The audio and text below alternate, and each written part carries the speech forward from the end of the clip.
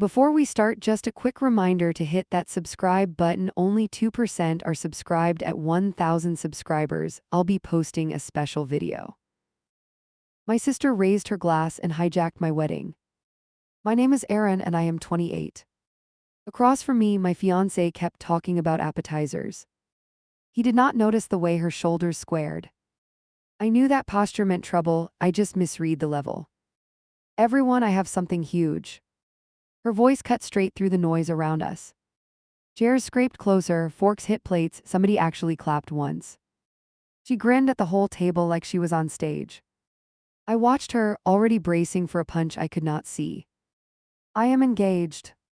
The words dropped and everything exploded at once. My mom screamed and grabbed her hand across the table. My dad pushed his chair back and went for a hug. I sat there with my napkin twisted hard in my fist. I am not going to lie, I froze. My brain tried to load joy and something kept failing. We all knew I was already planning my wedding. We had talked about dates and flights and hotels for months. Yet in that moment it felt like my news vanished. My fiancé recovered first and raised his glass toward her. Congratulations, that is awesome. He smiled wide and bumped his arm against mine. I forced my mouth into something that looked like a grin. Inside, I could feel this small, quiet alarm beginning to ring. She flashed her ring around the table like a commercial. My mom grabbed her hand and leaned in for another look. Dad started listing relatives who would lose their minds. People asked how he proposed and when it happened. Nobody asked when my wedding was again, which hurt more than I expected. I clapped and heard how fake it sounded. It bounced off the table in this thin, awkward way. While that is amazing, I am so happy. The words came out smooth and light, almost automatic. She glanced at me for half a second, then looked away. So we picked a date already. She rested her elbows on the table like an announcer. That quiet alarm in my chest got louder fast. I felt my shoulders tighten and my stomach go heavy. She had no reason to rush, not unless the rush was the point. It is going to be next spring. My dad nodded like that detail made perfect sense. My mom started talking about flowers and dresses right away. I dug my nails into my palm under the tablecloth. Spring was my wedding season, not theirs, at least in my head. She pulled her phone out and scrolled for a second. Her thumb hovered over the screen like she enjoyed the delay. It is the 23rd. She said it bright, almost singing the number. I felt my heart stutter because my own date sat right behind it. My wedding was set for the 23rd of the next month. Same year, same general timeline, same group of people. One clean month apart, like a neat comparison chart. I looked around to see if anyone else did that math.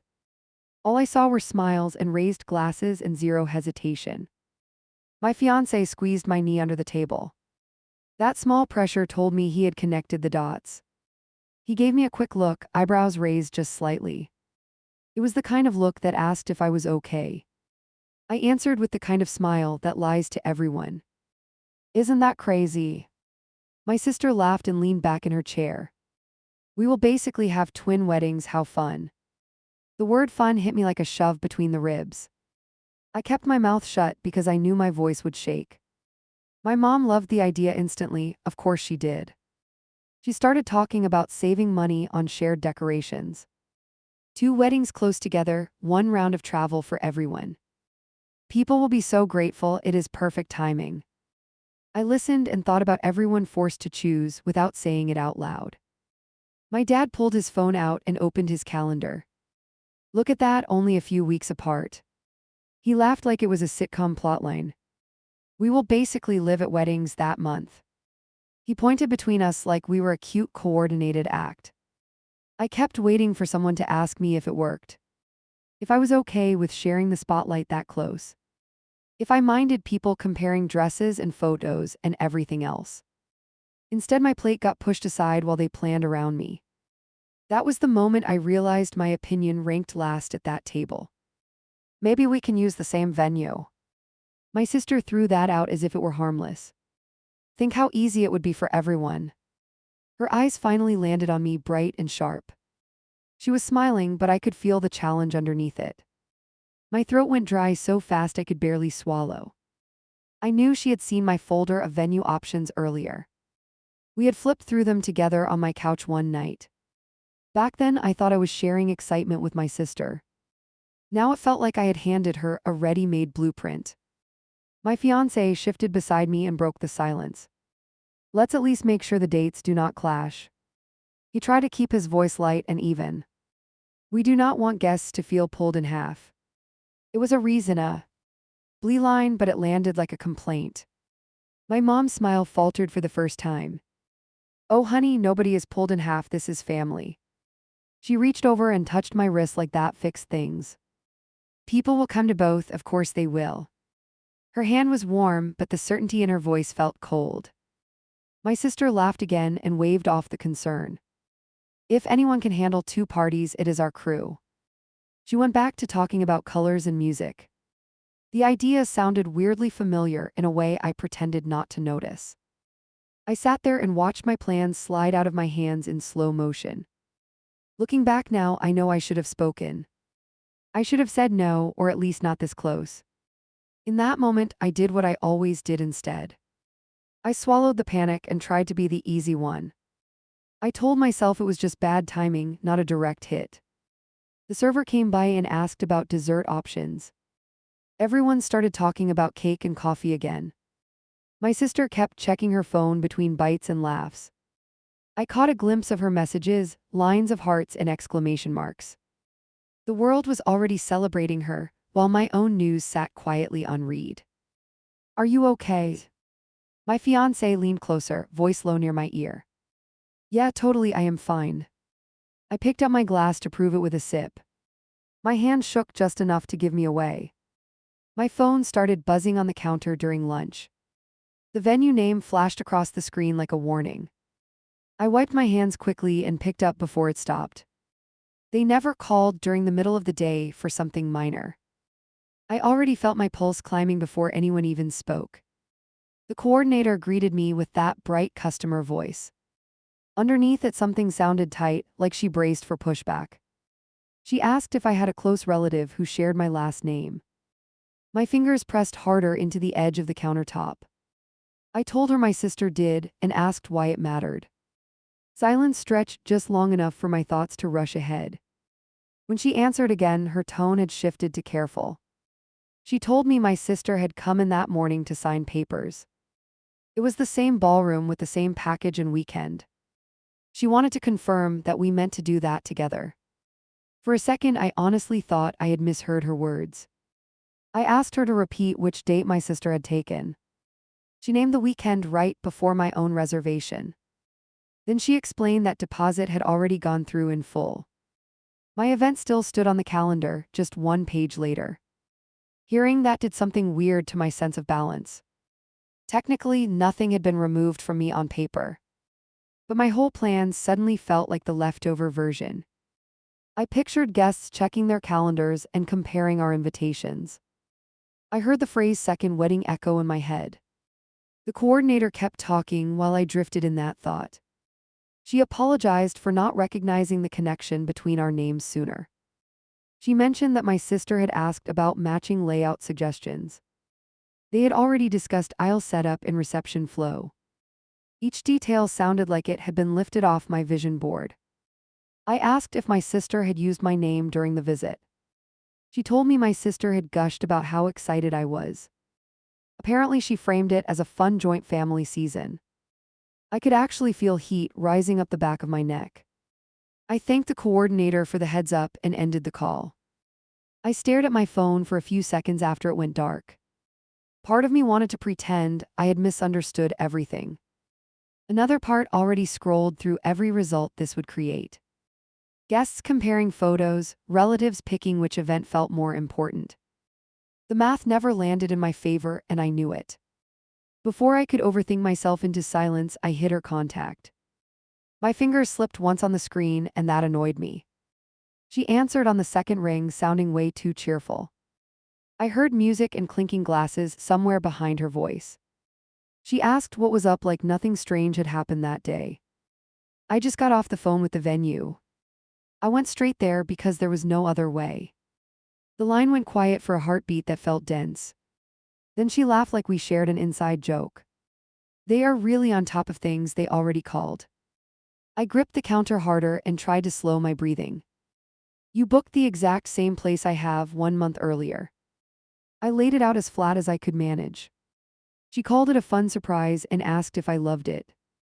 I told her I loved it less now that she had jumped in front. She exhaled sharply through her nose, the way she always did. You do realize venues are not exclusive to one person. She said it like she was teaching me basic common sense. I told her I understood that and still felt blindsided. She reminded me nobody legally owned a weekend or a building. I asked why she had not at least checked with me first. She claimed there was no time because the discount window was short. According to her, the manager offered a great deal on that specific weekend. She said she could not risk losing it over a phone call. Apparently, my feelings were the acceptable sacrifice in that calculation. Then she pivoted like she was pitching a new product. She started talking about coordinated flowers and similar playlists. Guests would be able to enjoy a themed stretch of celebrations. She repeated the phrase "cute idea" twice, and I wanted to scream. In her head, this was smart planning. In mine, it looked predatory. When she asked for my decorator's number, something inside me snapped. She said it would help everyone if we shared vendor information. No reason for two people to chase the same leads separately. She talked about saving our parents' time and money. Every sentence pushed my vision further into her hands. I told her I was not comfortable turning my wedding into a trial run. My voice came out flatter than I hoped, but at least steady. I said I did not want guests to attend her event first.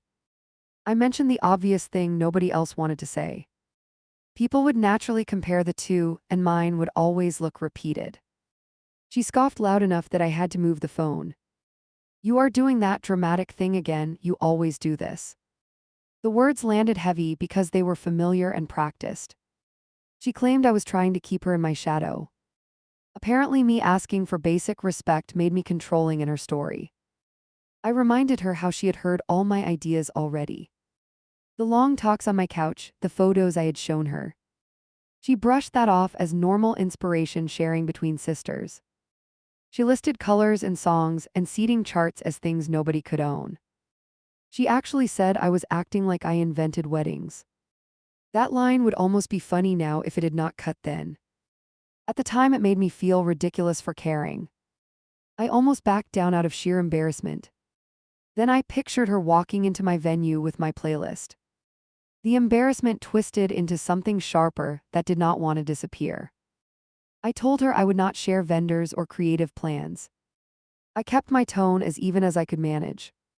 She accused me of trying to sabotage her event from jealousy. She claimed everyone already assumed this would happen with me. By the end of that sentence, my hand had started shaking. I ended the conversation before I yelled something I would regret forever. The call screen vanished and left me staring at my reflection. I hated how wrecked I looked over something that seemed simple on paper. To her, it was just logistics and clever organizing. To me, it felt like she had walked onto my stage and taken the microphone. The quiet did not last long because my phone lit up again. This time, my mother's name sat on the display. I knew exactly who had reached out first and complained. I answered anyway because not answering would start another war. Her voice came through soft and heavy like she was already disappointed. She started with a sigh and asked what had happened now.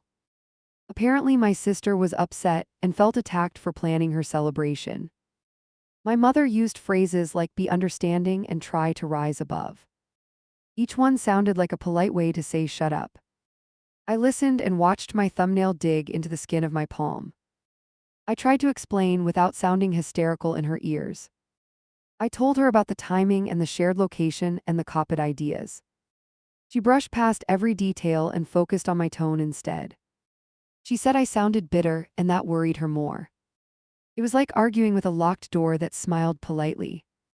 Then she dropped the part that still echoes when I think back. She admitted they had actually encouraged my sister to move fast.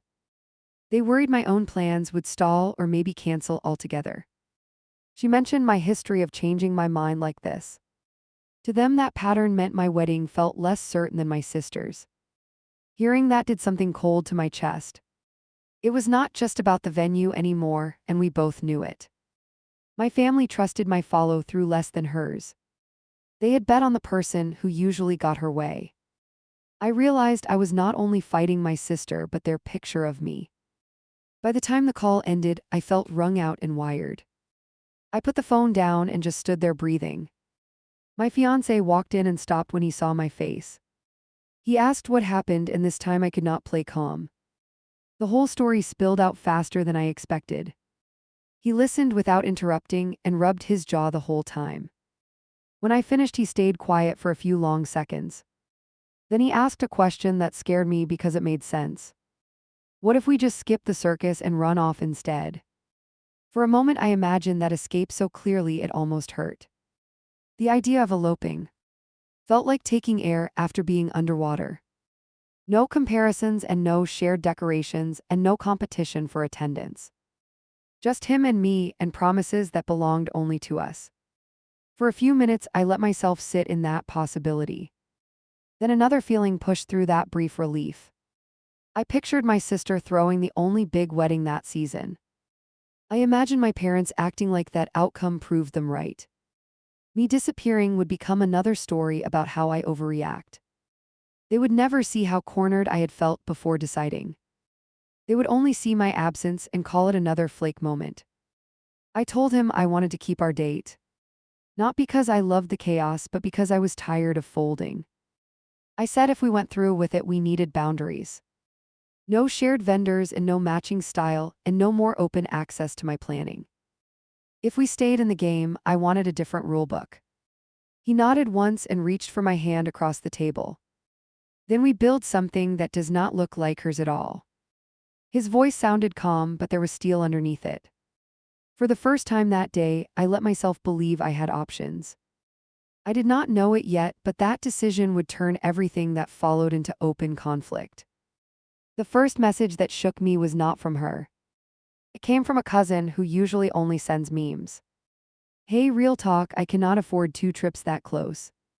My thumb hovered over the screen longer than it should. I knew exactly which celebration would get cut first. We had just mailed our save the dates that morning. I remembered dropping them off feeling proud and nervous. Now I watched my cousins' bubble blink while they waited. They asked which wedding I honestly wanted them at.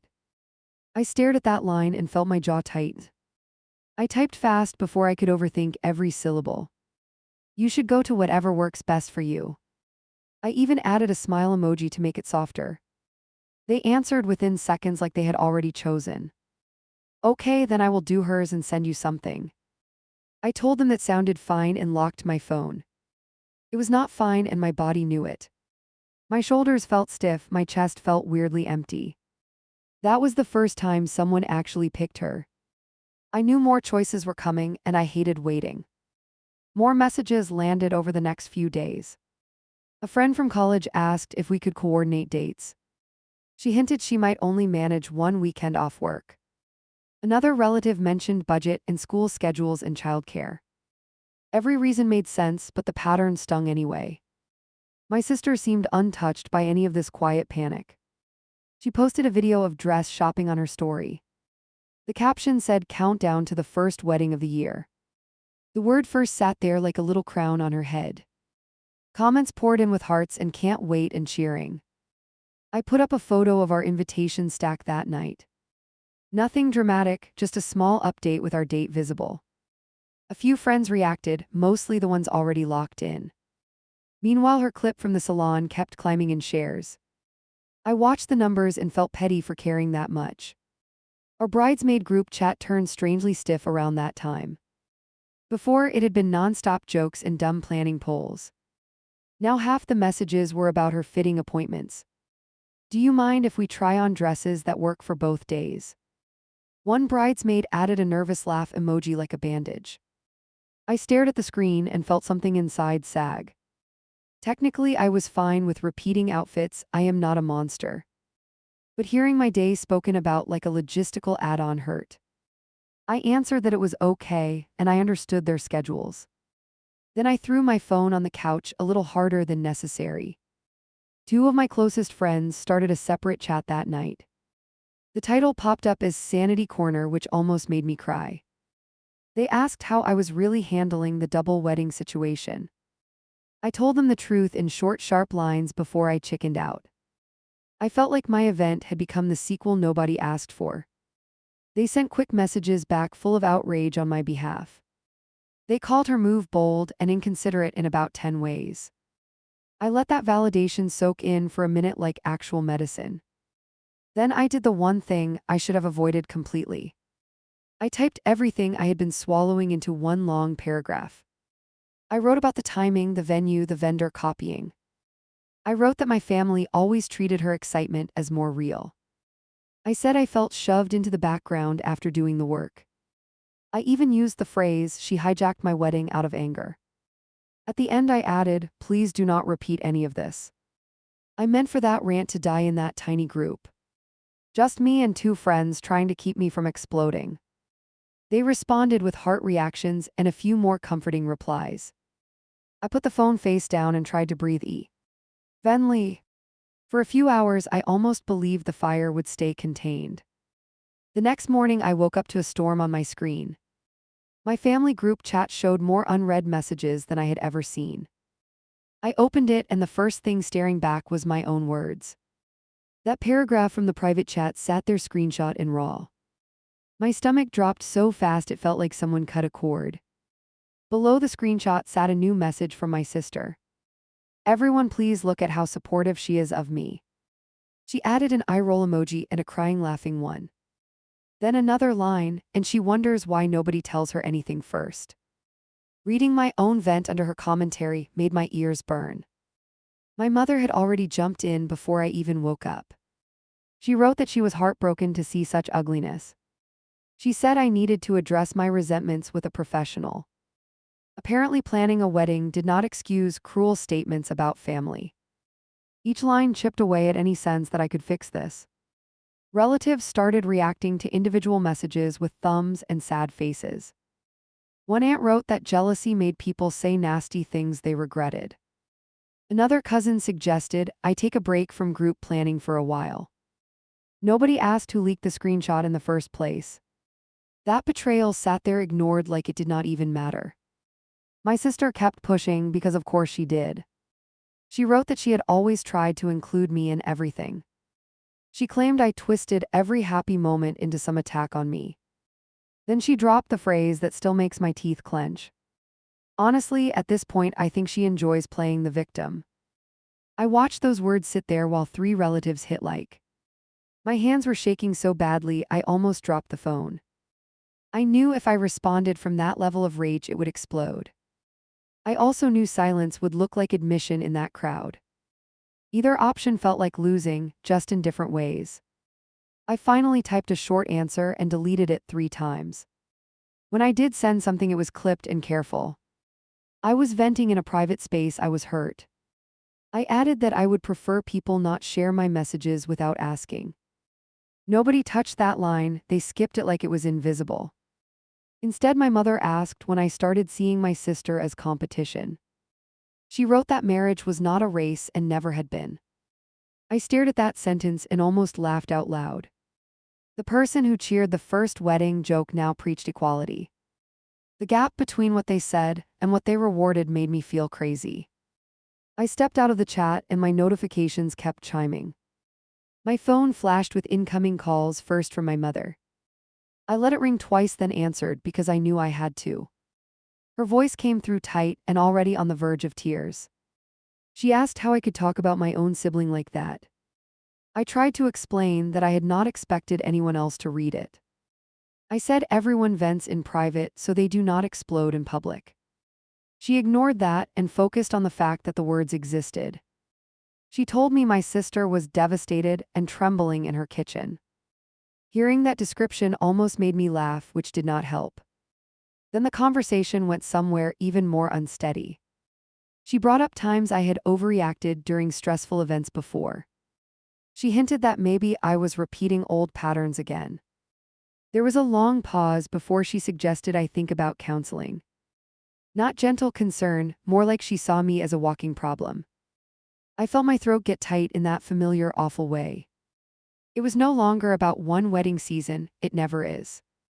Once the "you overreact" label gets pulled out, everything sticks to it. I managed to say I was already handling things with my own support. She replied that she hoped so, because they could not walk on eggshells. By the time I hung up, my heart was pounding hard. I had not moved from the same spot on the floor. My fiancé found me there holding my phone like it weighed more. I handed it over because I did not trust my voice. He scrolled through the chat and his face slowly went blank. "Someone took your private message and tossed it into a ring." He looked up and his jaw clenched in this controlled way. "This is not miscommunication, this is someone wanting a public show." Hearing him frame it that way helped more than any apology would. It reminded me I was not imagining the level of cruelty. Another call came in then, this time from my father. I thought about ignoring it and then answered out of habit. He did not yell, which almost felt worse. He talked in that calm, reasonable tone about optics and family image. He said guests did not enjoy drama and might stay away from both weddings. That line hit like a threat wrapped in politeness. If I kept pushing back, I risked turning everyone off completely. He urged me to let things slide for the sake of peace. He used PH. Roz's like be gracious and take the high road. By the end of the conversation, I felt about 2 inches tall. After the calls stopped, I sat with my fiancé at the table. He laid the phone down between us like it was radioactive. "We need to decide what matters more, their approval or sanity." That word hung in the air longer than any insult from the chat. For once, I did not automatically choose keeping everyone else comfortable. I told him I was done sending long explanations into that group. If anyone wanted my side, they could ask directly. I would not keep performing sweetness while being dragged in screenshots. That choice scared me because I knew how they handled distance. They turned it into proof that I was unstable, not protective. Before bed, I replied to a few relatives privately. Short, honest messages, no extra sugar and no rehearsed lines. I told them I loved them and understood if they picked one event. I also said I would not argue about this in front of everyone. A couple wrote back kind responses, most did not answer at all. Lying there that night, I realized something ugly and clear. This was no longer just about dates or venues or flowers. It had become a story about who was difficult and who was easy. My sister knew exactly which role everyone expected me to play. For the first time, I knew I was about to refuse it. On my sister's wedding day, I almost stayed home. My dress hung over the chair like a dare I did not want. I sat at the edge of the bed and stared at it. If he had suggested skipping the whole thing, I would have folded instantly. Instead, he crossed the room and placed the dress in my hands. "You can leave early if it gets nasty, that is our rule today." He met my eyes and waited until I nodded once. Knowing I had an exit plan helped, but only a little. I pulled the fabric over my head with clumsy fingers and shallow breathing. Nothing flashy, nothing that anyone could twist into stealing attention. I checked the mirror twice just to be sure I looked harmless enough. I hated that word in my own mind, but it fit the fear. In the car, I kept rehearsing neutral phrases for the night.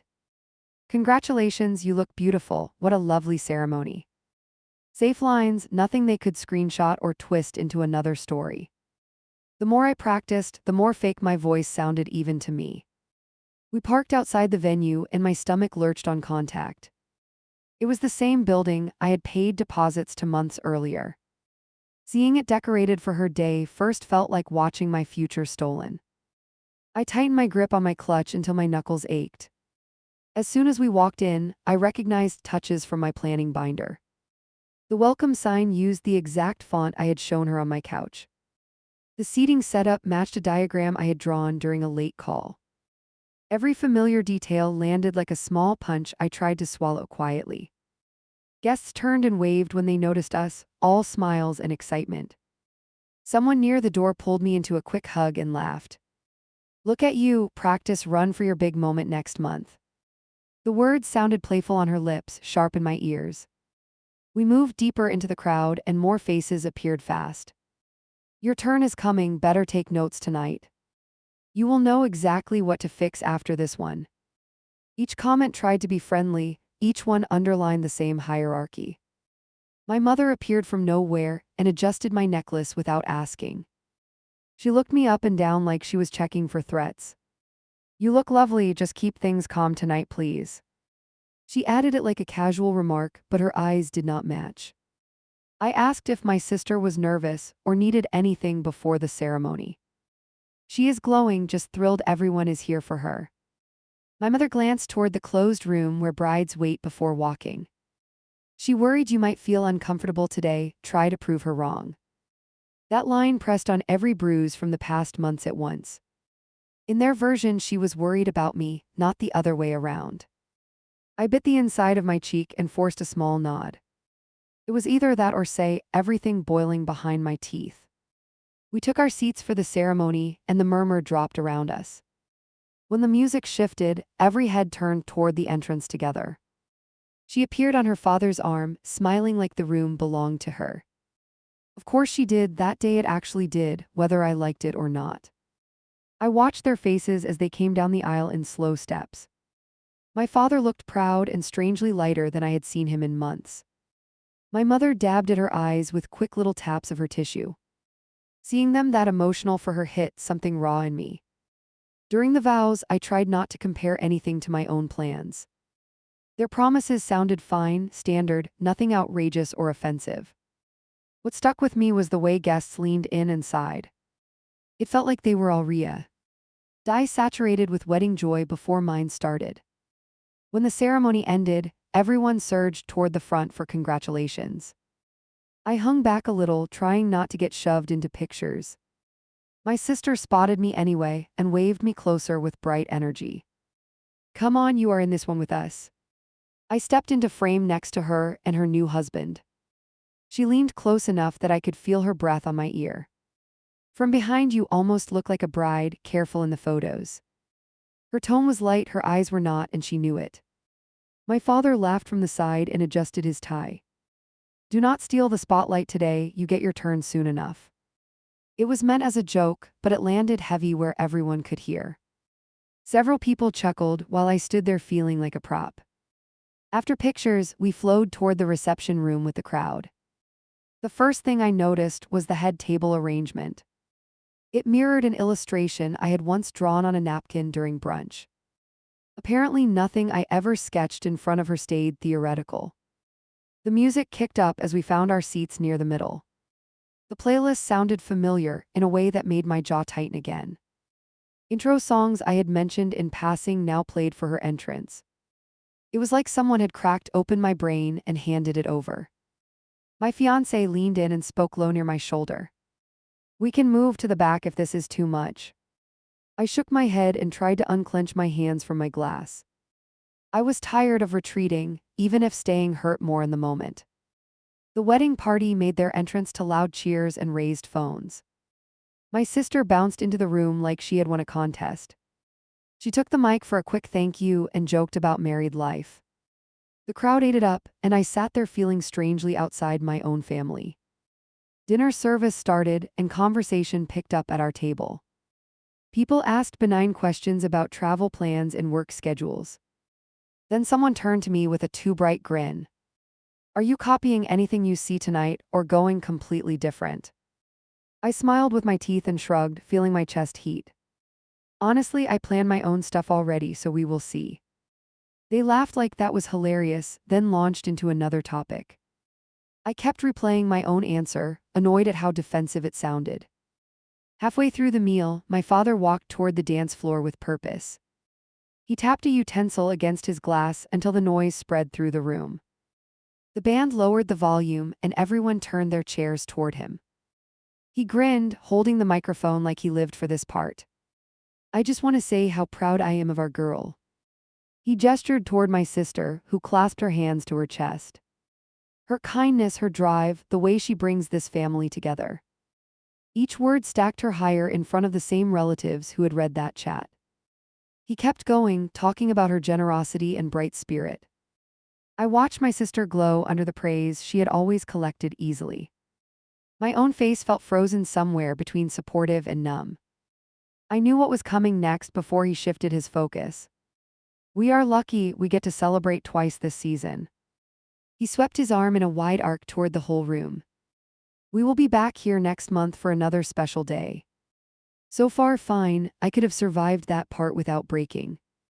Then he pushed for the laugh he wanted from everyone. Think of tonight as the warm-up wedding, the trial run. He chuckled, clearly pleased with his own creativity. A wave of laughter rolled through the tables like he had landed a perfect punchline.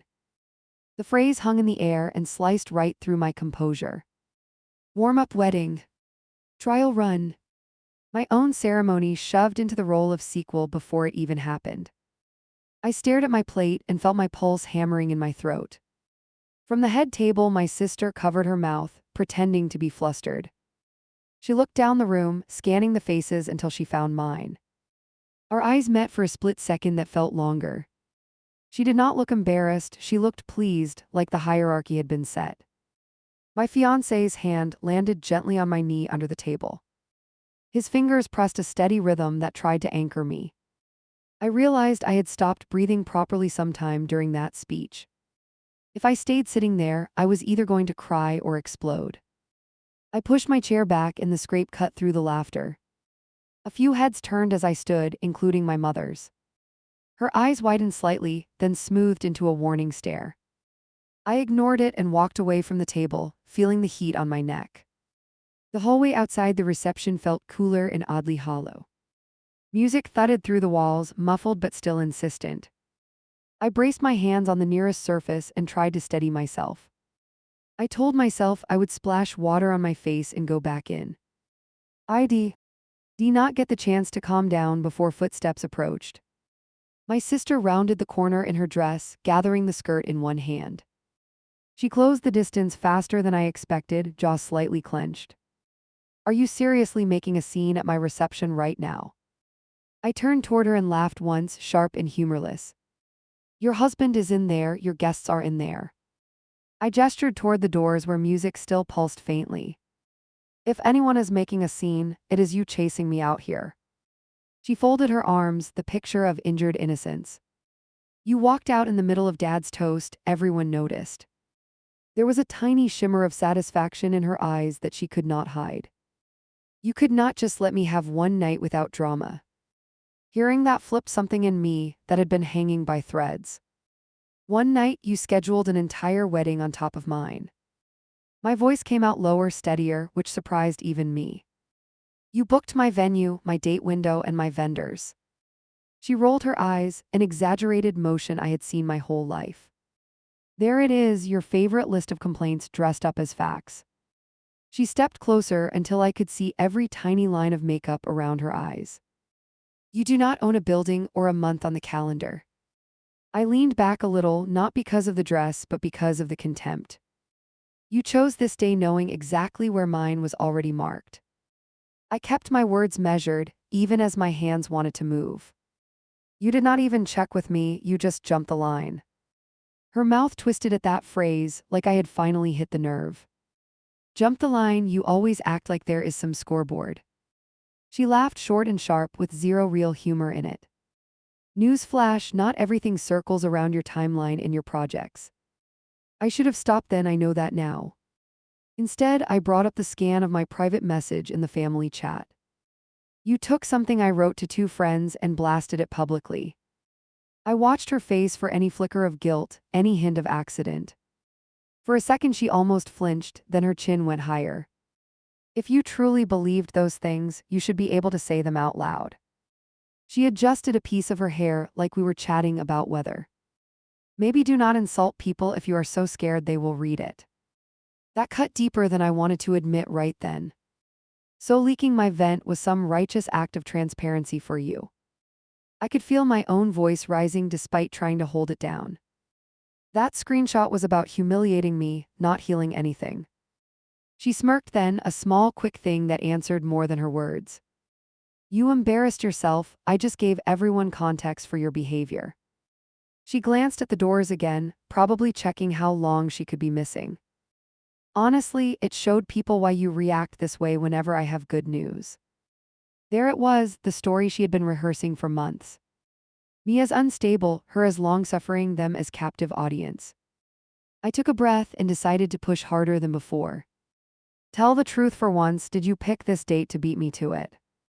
Her eyes locked with mine and some mask finally slipped. Yes, I wanted to go first, is that what you need to hear? Her voice dropped, the sugary tone gone, only steel left. I was not going to stand there and watch you parade around before me again. Again. That word carried years of resentment I was not allowed to name in that hallway. You could have picked any other weekend, there are plenty. My hands were shaking now, but not from fear anymore. This one already had meaning for me, and you knew it. She shrugged, the gesture small but ruthless. Everyone is already invested in you being the meticulous planner. She spit the phrase like an insult, not a compliment. I wanted one thing where I was not overshadowed by your perfect little schedule. I blinked at her, actually stunned into silence for a moment. Your answer to feeling overshadowed was to bulldoze my plans entirely. She did not even hesitate, she just met my stare without blinking. You will still have your day, stop acting like I stole your marriage. Marriage? Not celebration, not gathering, just the legal part, the bare minimum. The rest, the effort and dreaming, she treated like interchangeable decoration. That told me more about how she viewed my life than any speech ever could. I asked one last question, even though I dreaded the answer. Did Mom and Dad know you were booking this exact place and timing? Her gaze slid to the side for a brief instant, enough. They knew I was looking near your date, they understood my reasons. My chest went cold hearing that confirmation lined up so cleanly. They knew, they watched the overlap build, and nobody warned me. All the concern about keeping the peace suddenly made new cruel sense. Peace meant quiet from me, not fairness from her, Indeed never had. The door behind us opened a crack and my mother peeked out. Her eyes darted between our faces, reading the charged air instantly. People are asking where the bride went, we should wrap this up. She gave me another one of those tight, strained smiles that never reached her eyes. My sister stepped back toward the doorway, slipping the pleasant mask on again. Fix your makeup and come back in, do not drag this out. She did not wait for an answer before sliding through the door.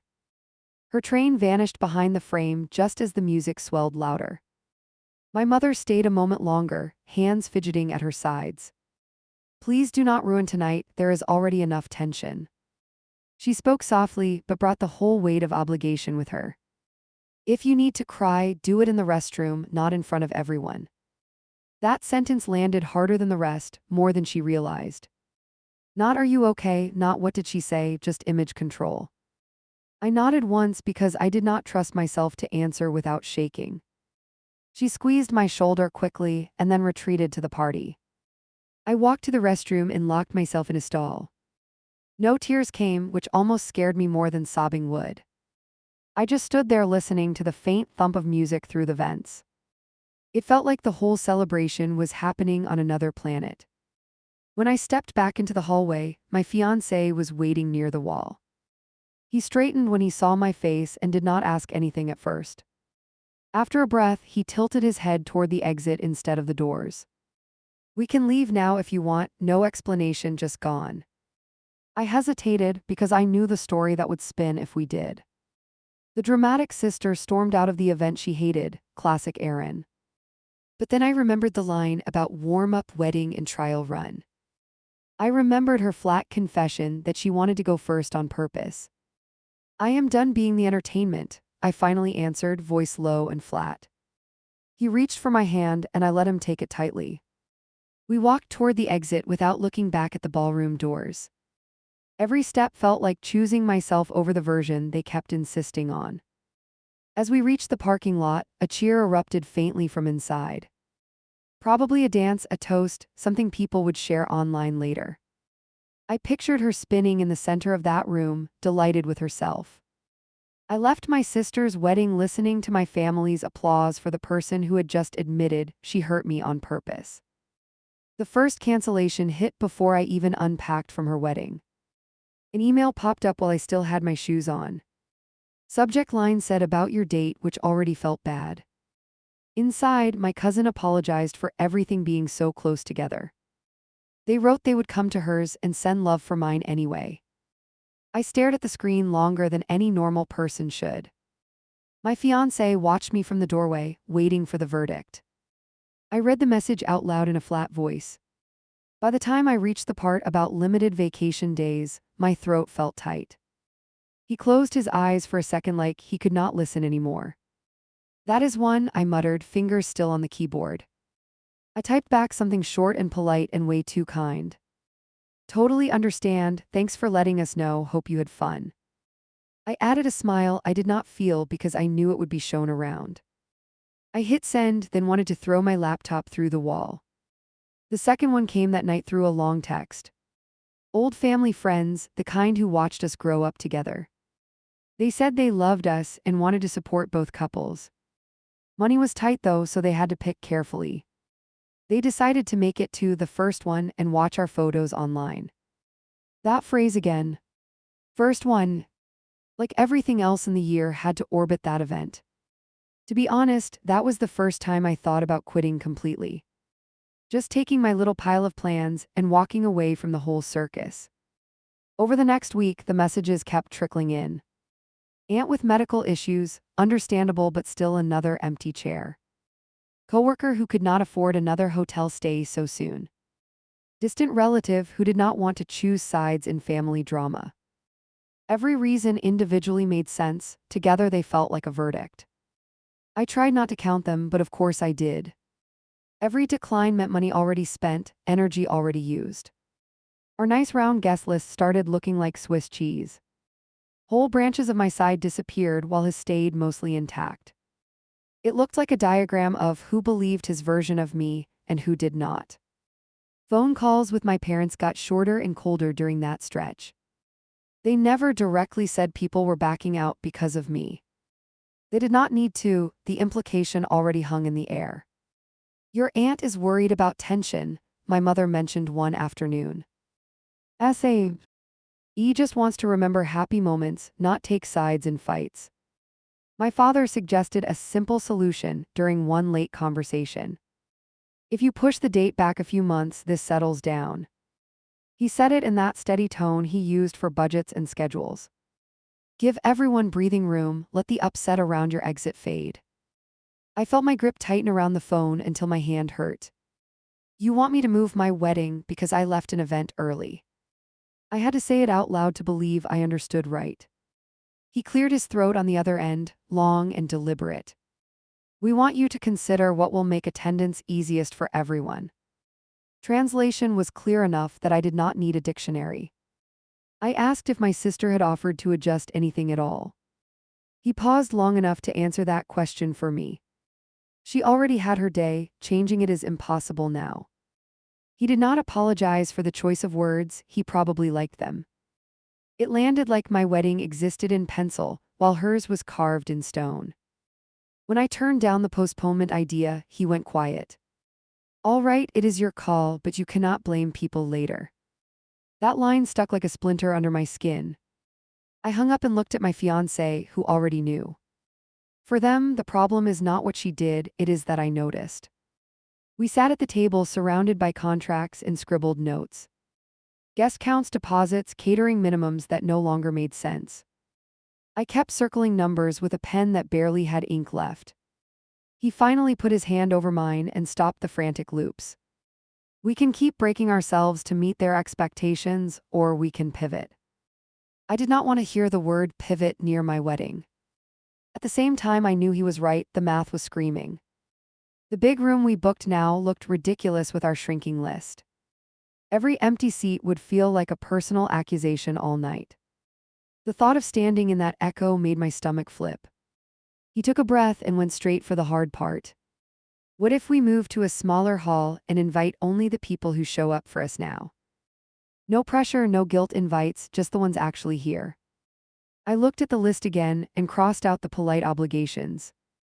For the first time, the page felt cleaner instead of depressing. Calling the venue again felt like ripping off a bandage. The coordinator recognized my name immediately and sounded extra careful. I asked if the smaller room was still available for our date. She checked and answered yes with obvious relief in her voice. I told her we wanted to switch, even if the refund hurt. We drove over that weekend to sign the change in person. Walking back through those doors after my sister's celebration felt brutal. The main space still had faint traces of her event, little echoes. I did not let myself stare at anything for more than a second. We went straight to the office like we were on a mission. The more compact room looked, well, smaller obviously. Less space, tighter tables, everything closer together. It also looked like something we might actually fill. I took a lap around and pictured the people who had not bylaid.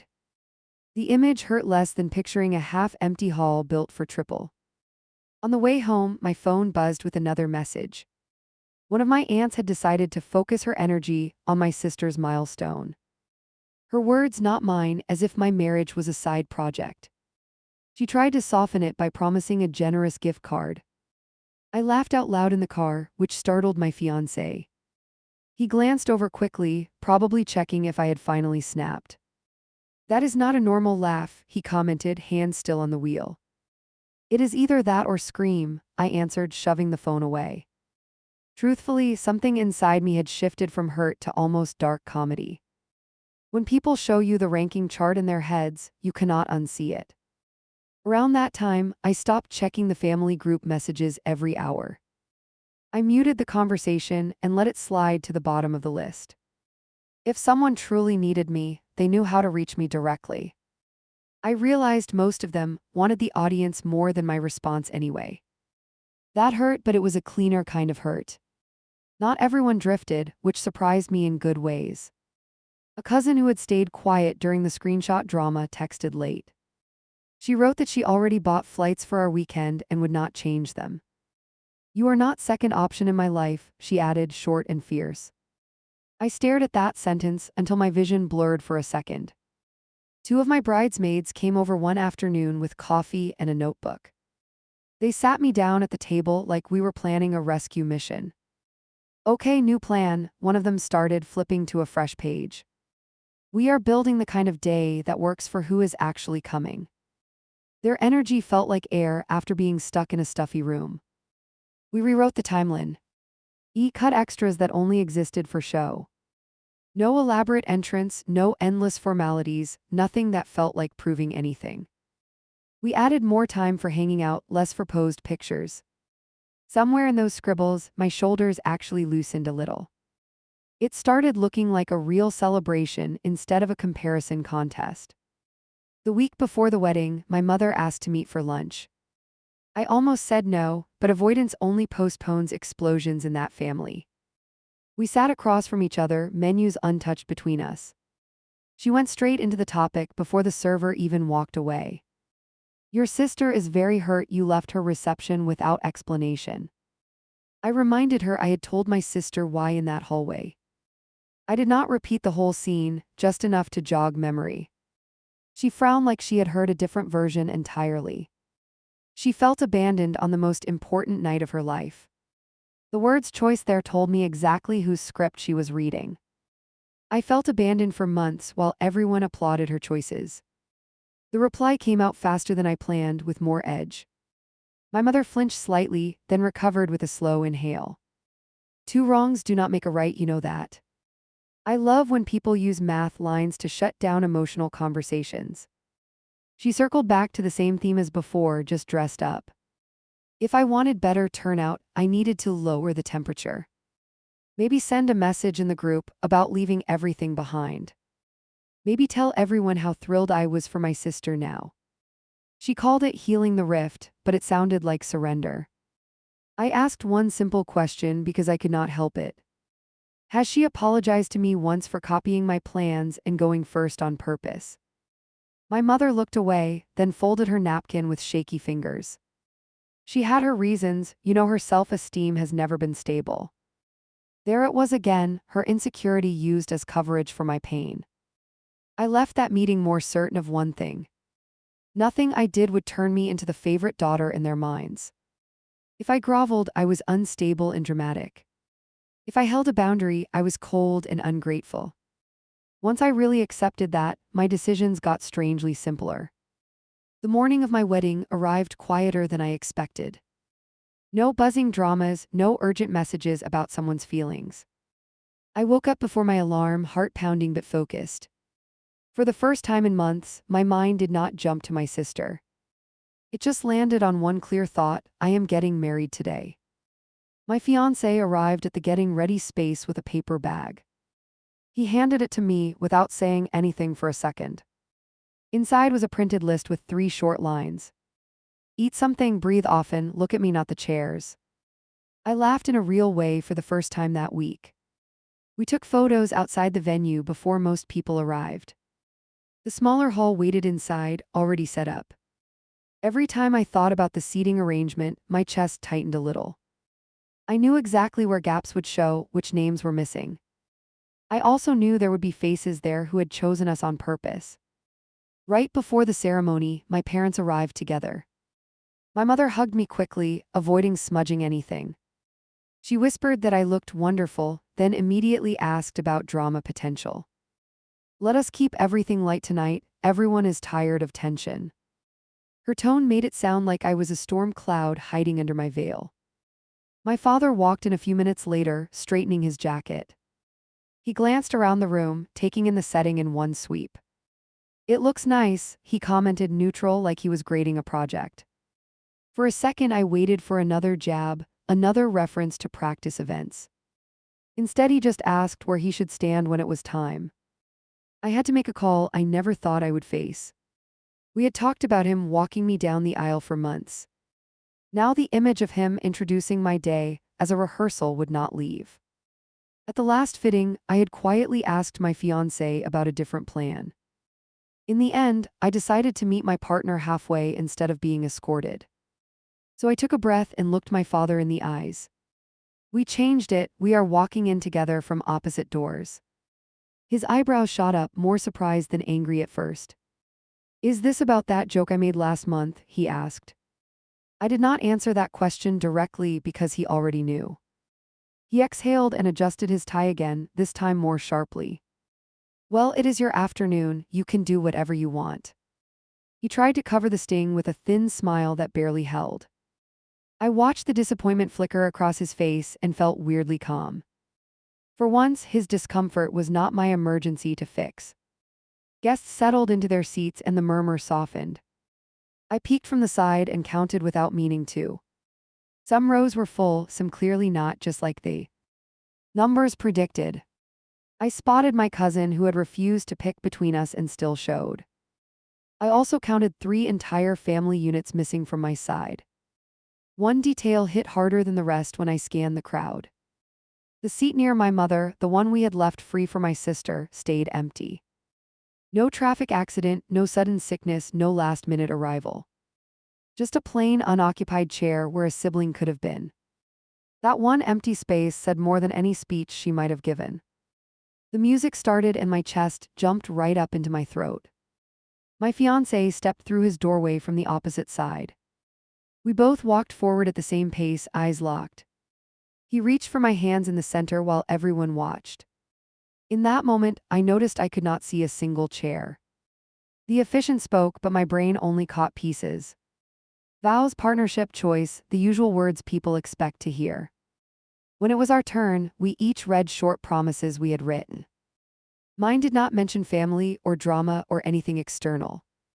I talked about leaving rooms together when things became harmful, just like we already had. When we exchanged rings, my hands finally stopped shaking. I heard my mother sniff quietly in the front row, then still. My father clapped at the right time, nothing more, nothing less. Friends cheered louder than the relatives I grew up with. It sounded messy and uneven, but it was real and it was mine. At the reception, the smaller room actually helped more than I expected. People were close enough to talk without shouting across a void. Our friends kept pulling us into conversations and dragging us to the dance floor. Nobody seemed to care about the missing faces except me and maybe my mother. She kept glancing at the door like she expected my sister to burst in late. During dinner, my father stood again with a microphone in his hand. My heart lurched for a second, remembering the last time.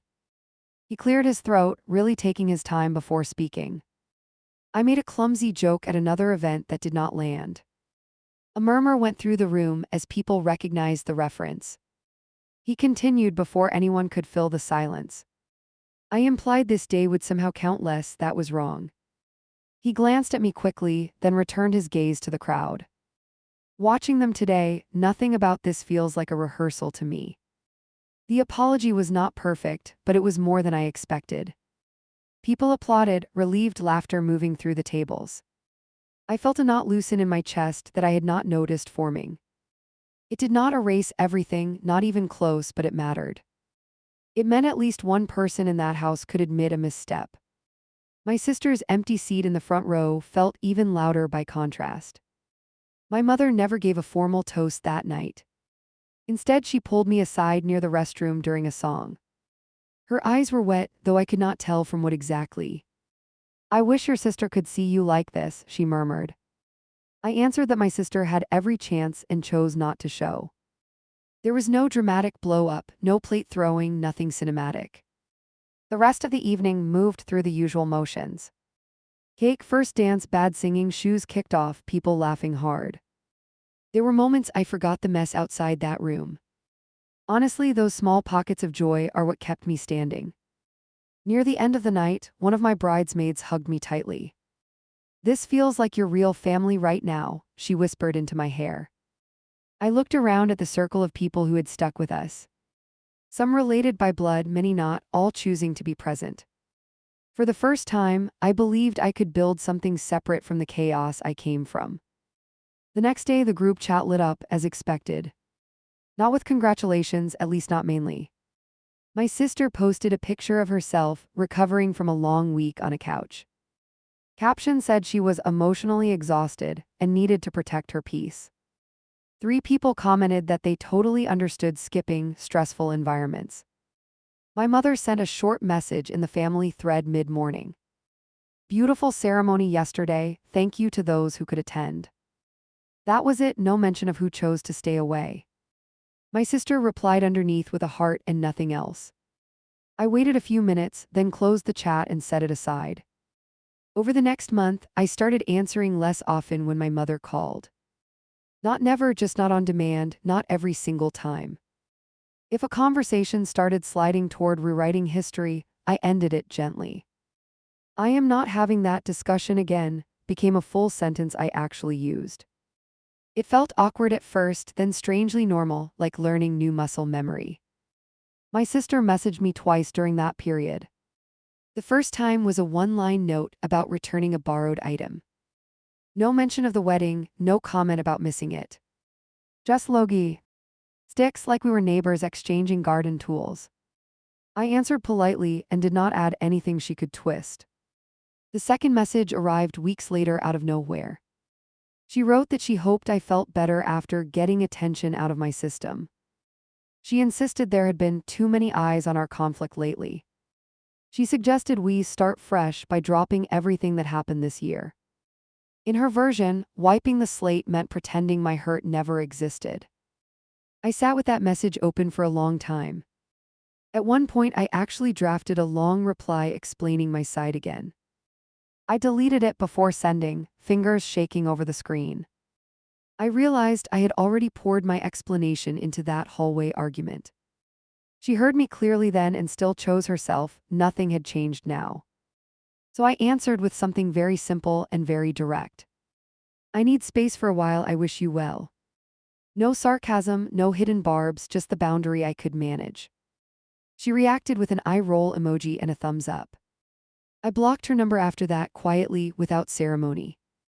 Going low contact with parents looked different. I did not cut them off completely, but I stopped chasing their approval. I visited less often, stayed shorter, refused to rehash that year. When the topic crept in, I redirected or ended the call. If they thought that made me cold, they never said it out loud. Holidays got strange, I will not pretend otherwise. We did smaller things with friends, sometimes with his family. My mother sent photos of big gatherings at my sister's place. Long captions about gratitude and healing, and how grown-up everyone looked. I double-tapped sometimes, then put the phone down and walked away. There are days I miss how simple I thought it all was before, when I believed enough effort could fix any crack in a family. Now I know some fractures come from the foundation, not the surface. I am not proud of every word I texted during that season. I am proud that I finally stopped letting other people script my life. So that is how I ended up here, typing this out for strangers. My sister rushed in and built her celebration directly on top of mine. My family backed her, then called me unstable for reacting. I kept my date, shrunk my guest list, and married the man who actually stood beside me. Now I keep my distance and still wonder if defending my own wedding means I am the one who broke the family.